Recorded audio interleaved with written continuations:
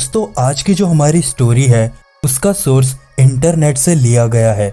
तो चलिए दोस्तों मिल करके इस कहानी को सुनते हैं और जानते हैं इस डरावने किस्से को।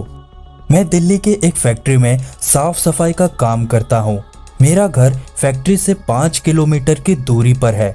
मेरे पास एक साइकिल है जिससे मैं अपने घर से फैक्ट्री और फैक्ट्री से घर आता जाता हूँ।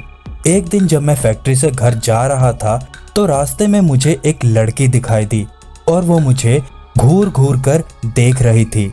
मैं उसे टालते हुए अपने घर की ओर निकल पड़ा। दूसरे दिन फिर वही लड़की मुझे उसी जगह पर दिखाई दी और वो मुझे फिर से घूरने लगी। फिर भी मैंने उसकी तरफ पलटकर नहीं देखा और अपने घर की ओर निकल पड़ा। अब मैं उसके पास रुका भी नहीं क्योंकि मुझे उस लड़की से सच बताऊं तो डर लग रहा था। वो लड़की कई दिनों तक मुझे उसी जगह पर दिखती रहती थी, लेकिन एक दिन वो लड़की मुझे वहां पर नहीं दिखाई दी तो मैं सोच में पड़ गया। ऐसा क्या हुआ जो वो लड़की आज नहीं आई? खैर ऐसा सोचना लाजमी भी था क्योंकि मुझे रोज उसे उस जगह पर खड़े हुए देखने की आदत सी हो गई थी। खैर फिर मैं अपने घर की ओर निकल पड़ा। दोस्तों अब मैं इसके बाद की जो बात आपको बताऊंगा वो सुनने में थोड़ी सी अजीब लग सकती है मगर एकदम सच है। एक हफ्ते बाद मेरे घर पर एक चिट्ठी आई और मुझे पता चल गया था कि ये चिट्ठी उसी की है। उसमें उसका प्रीति लिखा हुआ था और उस चिट्ठी के लिफाफे में से एक फोटो निकली जो कि उसी लड़के की थी। मैं चौंक गया कि उसे मेरा पता कैसे चला। अब दोस्तों उस चिट्ठी में लिखा हुआ था कि कल जब मैं फैक्ट्री से निकलूं तो जहां पर मैं खड़ी रहती हूं वहां पर मेरा इंतजार करना। उसके दूसरे दिन मैं वहां पर पहुंच गया तो वो लड़की वहां पर नहीं खड़ी थी।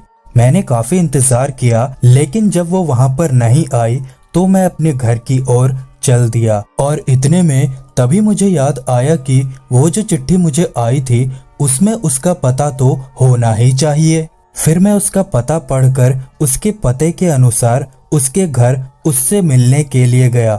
दरवाजा खुलते ही एक आदमी आया और बोला कि क्या काम है? तो मैंने बोला कि मुझे प्रीति से मिलना है। दोस्तों अब उस आदमी का जवाब सुनने के बाद आप भी चौंक जाएंगे जैसे कि मैं चौंका था।